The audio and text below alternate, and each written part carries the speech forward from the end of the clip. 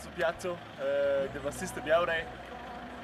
Og vi besluttede, at Sasso Piatto det er det bjerg, vi slutter af med. Det er 2900 og... Ja, hvor højt er det? 2954 eller noget, tror jeg. Ja, det skulle efter sigende være ret fedt at komme derop, så det prøver vi. Vi skal vandre et stykke vej op igennem... Hvad er det? Hvad hedder den dal der? Val d'Uron eller sådan noget, tror jeg. Yes, vi skal vandre op igennem Val d'Uron. Der er noget skov-terræn. Så er det ikke se, der flader lidt ud. Det flader ikke ud, det bliver græsareal. Kæft, det går godt der. I kan selv se det, der er ikke nogen grund til, at jeg står og beskriver det. Der, det er der, vi skal op. Vi kan bare komme afsted. Sasso Piatto. Ja. Suddenly it seems too late to throw in my cheap apologies. So we're over even though I said sorry, and even though you said you'd forgive me. But come on, away. Suddenly you're slipping through my fingertips like all the good things I'm scared to grip. I had a word with your mother to know worried about you. Come on. What do you mean we should have seen this coming? How could I know? I dag er vi så på vej op på Sasso Piatto, som jeg har sagt. Det er det, der ligger heroppe. En flade sten, der går sådan skråt op ad her. Og der er vi på vej op nu. Nu har vi gået 2 timers tid eller sådan nede fra Campitello, hvor vi camper lige nu. Og som man kan se, så er vi ved at komme over trægrænsen her. De begynder så småt at stoppe her, og så skulle der være et græsstykke op til Sasso Piatto hytten, som ligger lige for foden med klippen, og derfra der skulle det tage en times tid op til toppen af Sasso Piatto, som jo er lige under 3000 meter. Og hvis man kigger her til venstre, så er der faktisk allerede en god udsigt over til Marmolada, Gran Bernal og Colbudella og nogle af alle de andre, der ligger derovre. Og når vi kommer længere op, så tror jeg også godt, at vi kan se Piz Boe, hvor vi var for et par dage siden. Så jeg synes bare, vi skal komme til toppen.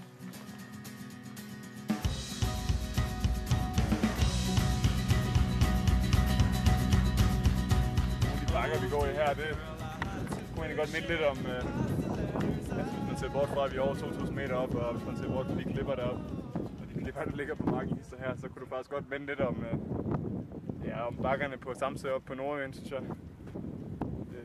Det er jo grønne bakker med blomster på siderne. Det gør nok ud, som om der er lidt regnsky på vej deroppe. Det er lidt svært at vurdere, hvilken retning den går i. Men bare den holder sig væk fra det her stykke, hvor vi skal op på, så går det nok.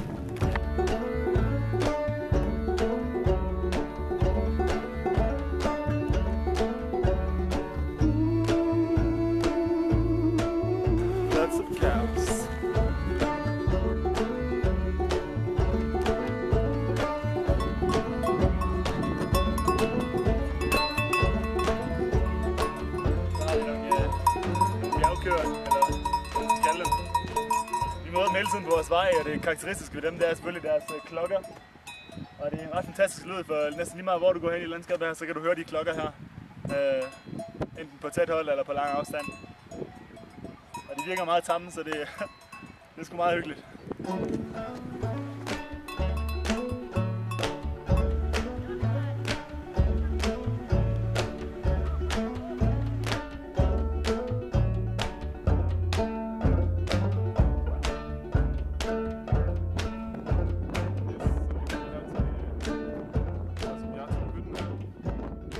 Og så er vi cirka 23, og så skal vi bare det sidste stykke op på Sasso Piatto toppen, og når man kigger, så ser det jo ret fladt ud.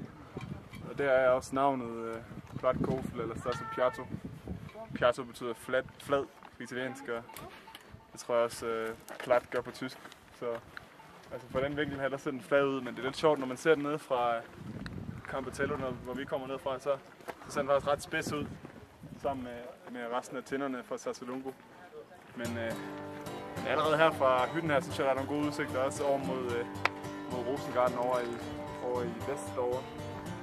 Og Schilleren og...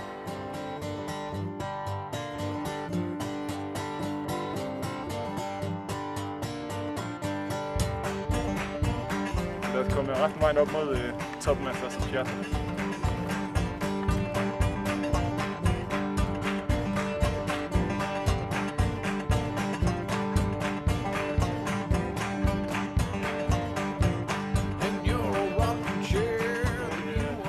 Gode ben lige nu faktisk.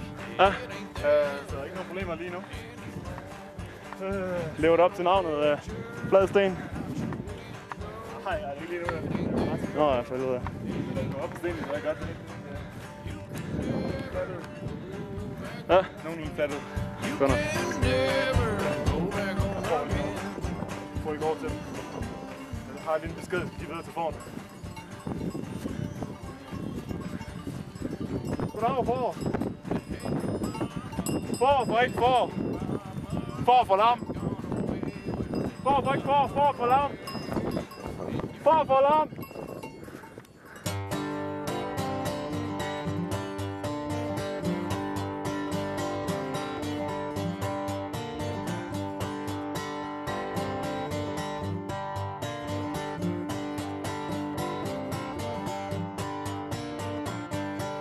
Fanget i en sky.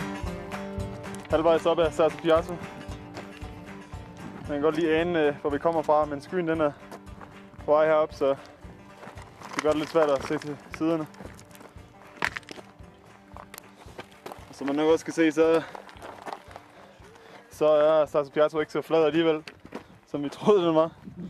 Det går rimelig godt opad. Jeg forudser, at nedstigningen dengang kan blive lidt svær, fordi der er mange løse sten, så der skal man lige være op på dupperne. Men nu er det ikke så langt op til det kors der og til toppen, så det ser godt ud. Det ser godt ud, ja.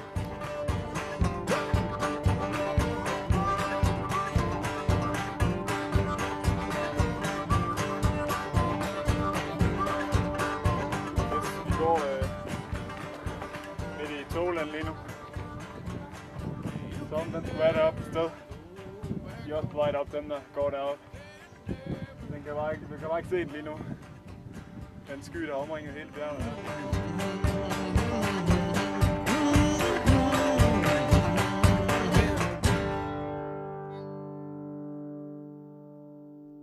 Så er det klaret op her på Sasso Piazza, næsten ved toppen.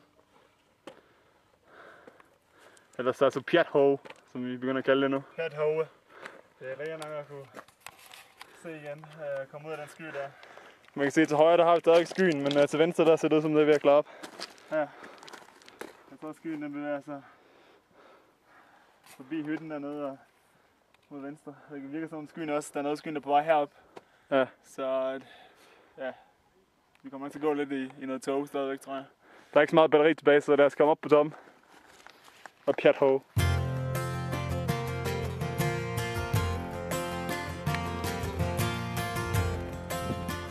Så er vi næsten oppe på toppen. Korset der lige deroppe. Jeg ved ikke, man kan se det. Det er rimelig surrounded af skyer deroppe. Så men det skuer deroppe, så nu prøver vi lige at gå det sidste stykke op på toppen.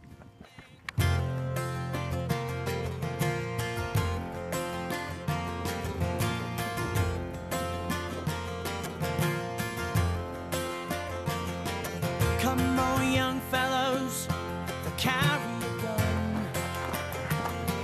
Beware of late shooting when the daylight is done.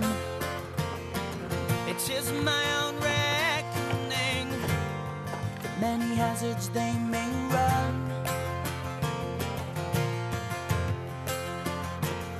Så står du på toppen med Sasso Piazza. Står der her. 1981 eller sådan noget af den stil. Men det er altså 2.954 meter højt lige nu. Mod østsiden. Fuldstændig dækket af skyer. Svært at se noget overhovedet, men jeg tror der er rimelig langt ned, når man kigger ned her, så er der bare sky lige med det samme. Bagved der her kan man faktisk se byerne inde i dalen, og det bliver løst rimelig godt op. Det ser fedt ud. Det må være Pozzo di Fassa og Vigo di Fassa derinde.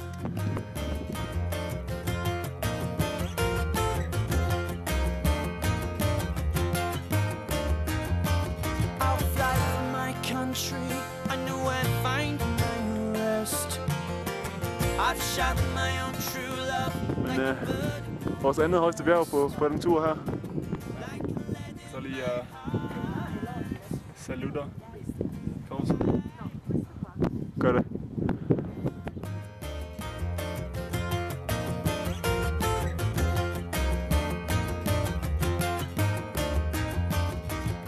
Yes, toppen af Bjerghov. Ja, vi kan se korset her. Vi er på Sas Bjergto, toppen.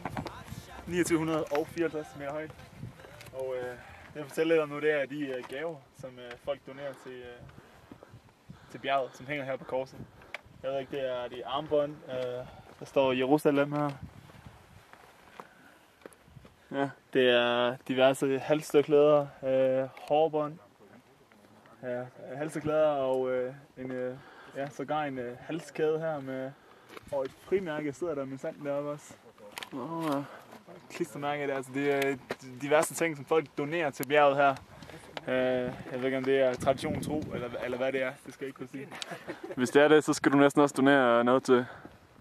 Ja. Hvad med din stråhat? Kan du ikke donere en stråhat til Bjerghov? Jeg skal godt donere min stråhat. Jeg kunne nok godt sidde.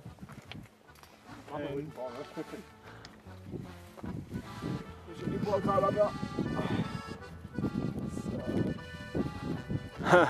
Sådan. Stråhatten til Bjerghov. Doneret stråhatten. Nej, det gør du ikke godt.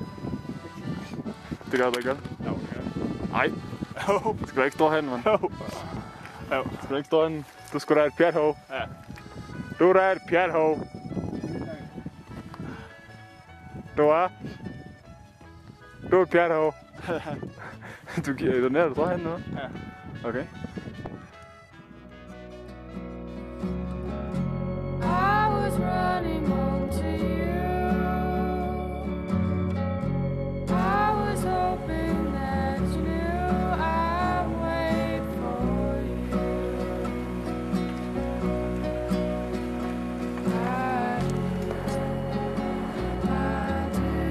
I wait for you.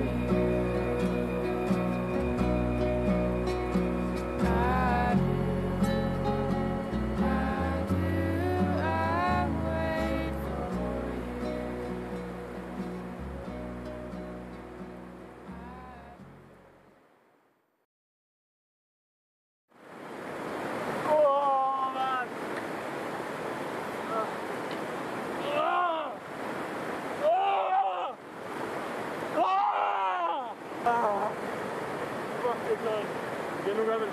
Fuck det her.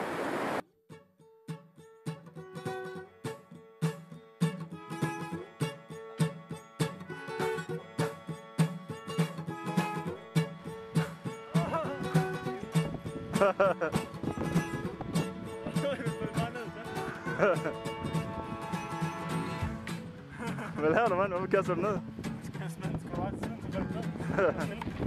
Jamen, det er fredag den 5. juli. Nej, det er det ikke. Ikke den 5. Eller? Hvor er jeg på kirken? Og I dansker? Nej, jeg er ikke dansker, men jeg har set København på et semester. Hvor kommer du fra? Nej. Det synes jeg er bestemt.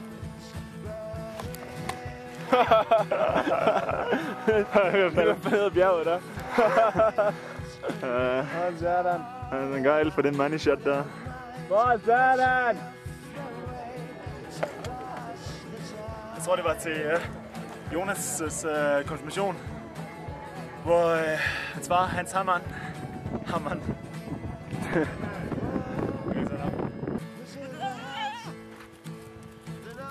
Var den sindssyg, den der? Den kan sådan en tricks. Det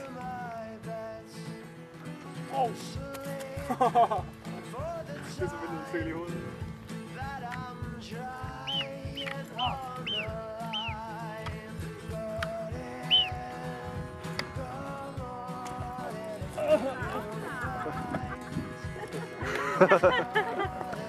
Det er jo shit, der er det,